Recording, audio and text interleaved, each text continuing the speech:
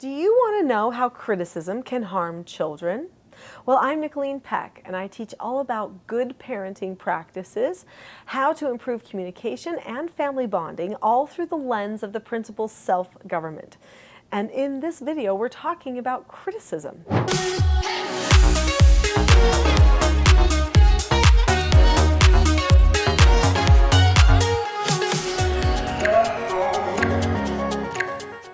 In this video, we're going to talk about criticism, the goods and bads of criticism, and then we're going to talk about how criticism can harm children and what you can do to make sure that your criticisms hit the mark.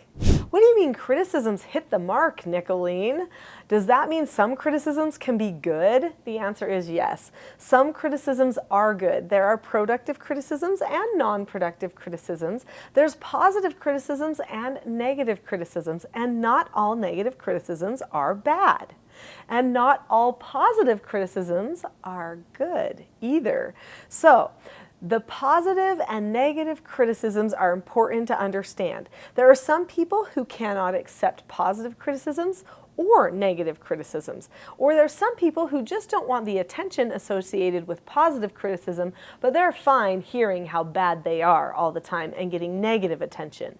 Each person responds differently to criticism, and it is important that parents teach children the deliberate skill for how to accept criticism. We're going to be talking about that in just a few minutes. Let's talk a little bit more about positive and negative criticism. So positive criticism oftentimes looks like praise or telling someone they did something well, and negative criticism usually looks like telling somebody that they need to improve in some way or that they made a mistake in some way. Negative criticism is very beneficial, because if no one ever brings to your attention how you can improve, you might not recognize it yourself until it becomes way too late. So a loving parent does tell their child some criticisms. They let them know when they're doing things good by telling them positive criticisms, and then they let them know when they need to improve on things by sharing with them some negative criticisms. The wise parent, however, teaches the child how to accept both the positive and negative criticisms and how to discuss problems if they feel like that a criticism has gone in a way that is not productive. So what does it mean, not productive criticism? A not productive criticism is oftentimes like a piece of sarcasm, a personal attack, or a way that you're trying to just tear somebody down or micromanage someone in a controlling way. If you're trying to control someone physically, emotionally, or in a social setting, those types of criticisms could actually be non-productive criticisms and are truly the negative ones. We want to stay away from those things. One thing that leads a parent to engage in that type of bad criticism or negative criticism gone wrong is when the parent is experiencing some emotion with that criticism. When the parent is having stress, anxiety, overwhelm, they might start tearing other people apart just because they are not feeling okay on the inside. If that happens to you, you've got to stop yourself and get calm first. Otherwise, your criticism will definitely not be the right kind or hit the mark that it needs to hit in order to create a change of heart. Having a change of heart is definitely the most important part of learning how to accept criticism.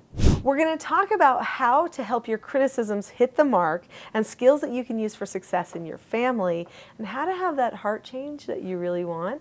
But first, do you see that subscribe button? Click that subscribe button now. I mean, here's a piece of criticism for you. Why haven't you clicked it yet? There's so many great videos on this channel that are for you, to help you. I want you to get what you need out of this channel. That's why I do it all for you. So click the subscribe button now. Criticism actually can lead to a change of heart if a person has a soft heart, if they're humble, teachable, and they have a good relationship with parents.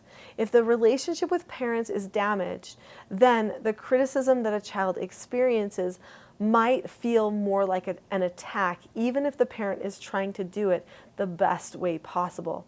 Obviously, the tone and the structure are both going to be important components to correcting a child in a way that's going to feel productive and connective.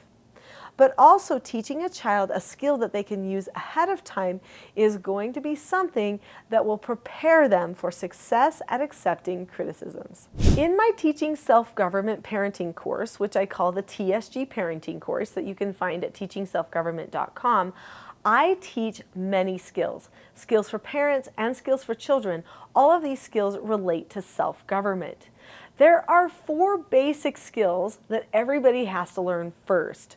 Those 4 basic skills help to eliminate 99% of behavioral problems and give the family a unified dialogue for understanding what they are going to be correcting and praising in their interactions. One of those 4 basic skills is a skill called accepting no answers or criticism, because no answers and criticism can kind of feel like the same thing. Well, this book here, Porter Earns a Quarter, teaches a person the skill set that they need or the steps that they need for how to accept criticism or a no answer. To accept criticism or a no answer, a person looks at the person or the situation, keeps a calm face, voice, and body, says okay or disagrees appropriately, and then drops the subject. That means they don't talk about it or think about it anymore. They seriously just let it go. If a person learns how to do that, you can talk about way more things. If you say to a person, hey, I've got some criticism for you right now. Do you remember how to accept criticism? And they say, sure. You look at the person, keep a calm face, voice, and body, say okay or disagree appropriately, and then drop the subject. And then you say, wow, you're really great at accepting criticism. I know this is going to be easy for you. Here's the criticism for you. Here's my criticism for you. When you were playing with your friend earlier, you didn't do a good job sharing toys. In fact, you probably could have handled the situation by using one of your other skills called disagreeing appropriately, instead of pulling the toy away. So now I am at a place where the child can say, okay, or disagree appropriately with me about the circumstance. So then they would say, okay, and then I could praise them, so give more positive criticism for them for accepting that piece of negative criticism. But it could be that we also need to talk about what they should have done instead. Then I'm going to do what I call an effective correction. When you correct your children, it gives them the opportunity to accept consequences, which also sometimes feel a little bit like criticism. We don't improve if we can't accept that there are negative moments in our days and in our lives, and that sometimes our choices led to those negative moments. When we finally accept that truth that seems little but feels huge, then we are on the track to self-government. There's liberation that occurs because a person recognizes that they can choose to be calm, happy, drop subjects, and move on, so that they can become better versions of themselves. That's what the path to self-government looks like. And criticism, or being able to accept criticism, is a key piece to that. So we've talked about how criticism can be good, how beneficial it is, but how can criticism harm children? Because it can harm children. If we overload criticism on our children all the time, then they can start to get a skewed perception of themselves, something that's just not true. They can start to think of themselves as a person who hasn't done anything right. They can start to think absolute or drastic thoughts about their progress. They might get obsessed with perfectionism and think that if they can avoid any criticism, that somehow they are perfect. Being a human involves criticism.